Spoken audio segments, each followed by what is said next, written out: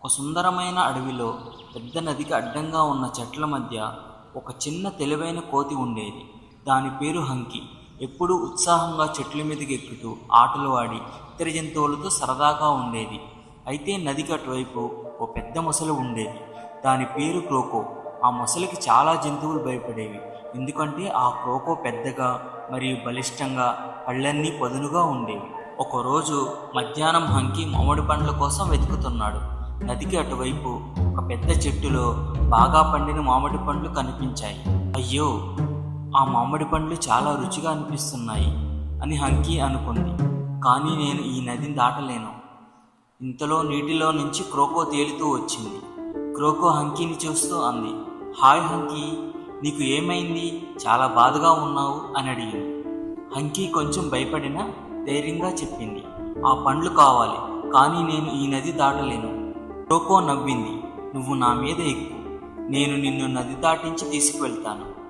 హంకీకి అనుమానంగా అనిపించింది. మొసలిని నమ్మచ్చా అని ఆలోచించింది. కానీ క్రోకో నమ్మకంగా ఉంది.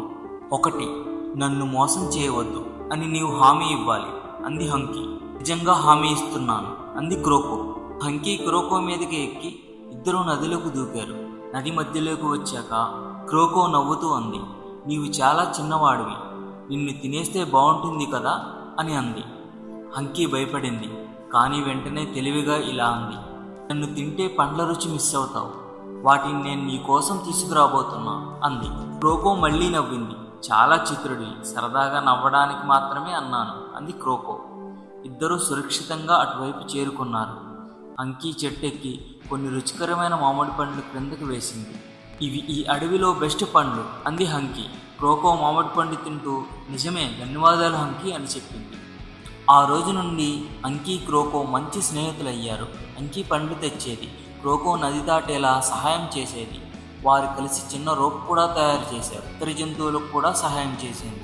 ఒకరోజు ఓ జింక హంకీని అడిగింది, క్రోకోను నమ్మడం అంటే భయంగా అనిపించలేదా? హంకీ నవ్వుతూ అంది, అవును, కానీ కొన్నిసార్లు ఎవరికైనా మంచి అవకాశం ఇస్తే వారు ఆశ్చర్యపరిచే విధంగా మంచిగా మారతారు. నమ్మకం అనేది ఎవరికైనా ఒక అవకాశాన్ని ఇచ్చినప్పుడు నిరూపించబడుతుంది.